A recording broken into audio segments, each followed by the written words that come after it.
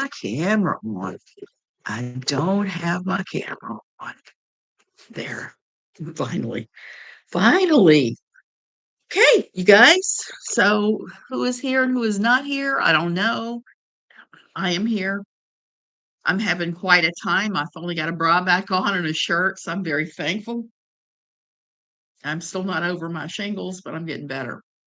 So today I want to talk a little bit about the whole Gypsy Rose thing because everybody keeps saying, "Did you watch Gypsy Rose? Have you paid any attention to Gypsy Rose? What's the deal with Gypsy Rose?" And I am I've been avoiding talking about this. Why? A couple of things. Okay. First, let me introduce I'm Suzanne Tam.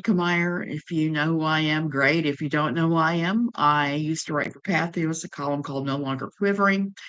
I wrote that thing for over 10 years. It had to do with the evangelical quiverful movement, a thing that is still quite a thing, that was something that the Duggars and others have been involved in. And the whole Gypsy Rose thing just triggers me from a religious standpoint as well. And I'm going to explain that and talk about it just a hair this morning. First, let me say, don't believe it. I talk about don't even be rude to them. Don't be rude to each other in the comments. It's just who we are. We don't go live or late. We don't go real life on people. Okay. Yeah, I'm still picking up from my trip. That was just a bunch of cords laying around. So, um, Gypsy Rose Blanchard, if you've been living under a rock and you don't know who she is a gal whose mother seemed like she had something like Munchausen's by proxy. And I'm saying seems like she had because nobody really knows for sure. Dee Dee Blanchard, her mother was never diagnosed. Basically, she used the girl, Gypsy Rose Blanchard, as a way to scam money out of people, money and services. And I know that makes it sound like some other people we know online because there are a bunch of people that like to do that. They like to use their children to scam money or fake medical problems, a whole pile of things asking for money. So what Gypsy did to Dee Dee that was so unforgivable, other than her constant helping her scam, is she unalived her. And that's one thing I hate about YouTube. I hate that you can't use real words for things that actually happen, but you're not allowed to because the algorithm. So I am not using the real words today. Like I said, I'm barely dressed, I'm barely awake. I'm going to use the YouTube friendly phrases. So she got a boyfriend online and they unalived her mother and ran with it. And Gypsy ended up getting a 10-year sentence. The young man, Nicholas go to John, got life in prison. Even though Gypsy was the planner, obtained the weapon, the whole 9 yards, she got away with it with a lot less time because of the fact that her mother had been sort of medically malingering with her for years. Turns out Gypsy didn't have some of the things that her mother said. Her mother was telling people that she had things like seizures and leukemia that was proven later that she did not have. So Dee Dee and her ideas of scamming money, I mean, that's a whole different ball of wax that needs to be talked about. But today I'm talking about Gypsy.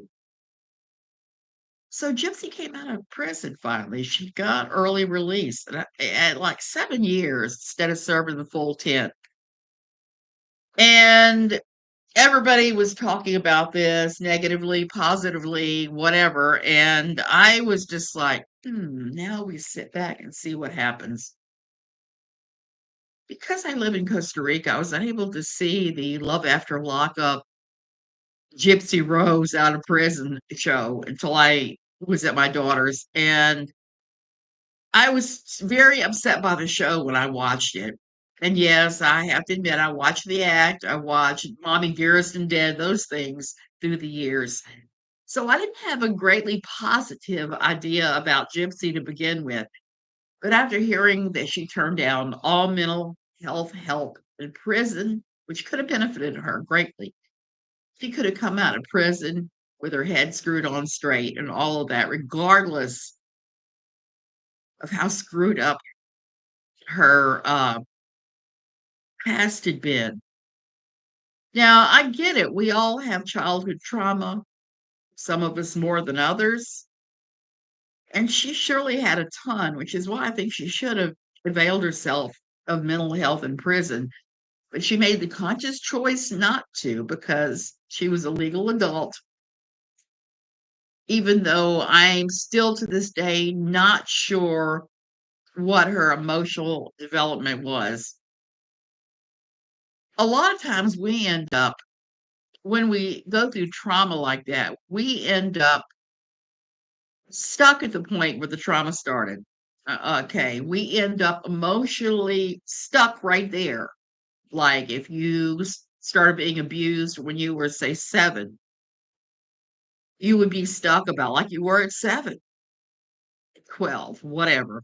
And that's how people end up with all kinds of trauma. And why is my cat coming up over the wall? He's not supposed to be out there. Okay, so I've always believed that about people, and I believe that about her, especially after watching the shows now. And there have been some creators who have made, I mean, bukus of bucks off the back of this thing, analyzing every little detail. But like I said, I prefer to sit back and think about this for a while. So we're seeing Gypsy on this television show, stuck at the point where she was abused and traumatized, emotionally stuck there. And she comes across as a young teenager. She doesn't come across as fully an adult female in her 30s. And she came out of jail and went straight into the arms of that hideous Cajun family of hers, who are representative of everything I find wrong with South Louisiana and the Cajun culture, just everything, who were also exploiting her. You can see that her stepmother, Christy, is exploiting her pretty badly in some situations. And watching that going on was kind of hard. I struggled to watch the series. It was just pretty hard, the whole thing.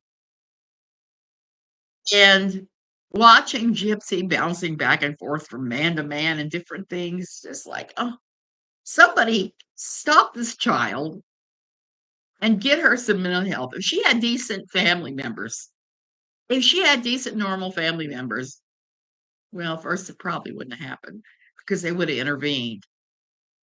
But she clearly doesn't. So they're not getting her the mental health help she needs. That should be a requirement before you let your child, especially your child that has killed the other parent, before you let them come out of jail and move in with you and around your other children and vulnerable family members. I would have had to have said, yes, but you're going to have to go to mental health counseling X number of days a week to live here. That is a requirement. And there are mental help that are based upon your income. And if you're coming out of prison and you have no income, you're not going to pay much of anything, if anything, for the help. But that's the place where I feel like every adult in her life has failed her. Every single adult has failed her by not ensuring that she has received proper mental health. I would like to say that that is odd, but knowing the culture that she is in, living there in Golden Meadow, I'm not surprised. Not surprised at all. Just like I'm not surprised that her mother was able to exploit a number of Christian groups to receive money to get a Habitat for Humanity home. That's one thing I will never put down Christians for. And all my talk about toxic Christianity, toxic evangelical Christianity, One thing I will say about Christians is they are some of the most giving people on earth with money for helping out people who have all sorts of struggles. And maybe they don't do it with everybody they should, or they have qualifiers on what they're giving, but they really are some just genuine, decent people for the most part and trying to help others. They helped this mother daughter grifting team because that's really what Gypsy still is. She's still in that grifter mindset. If you notice what she's done since she got out of prison, all she's done is grift, trying to hang out with celebrities, get money, get fame, you know, and I don't know how this law lines up with the laws in Missouri and Louisiana that prevent you from benefiting from your crime because make no mistake, she is benefiting from her crime and the notoriety that I don't believe that she actually deserves. She should have probably gotten a longer sentence and mental health because she was definitely the planner, the one that set this thing in motion. Does that mean Nicholas Godejohn should be out of prison?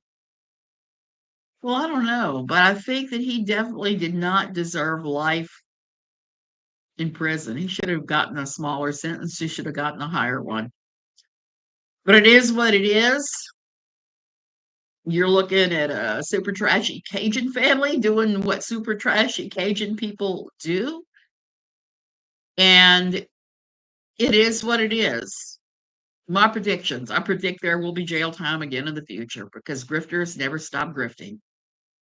And eventually their grifts run amok and land them in the eyes of the authorities.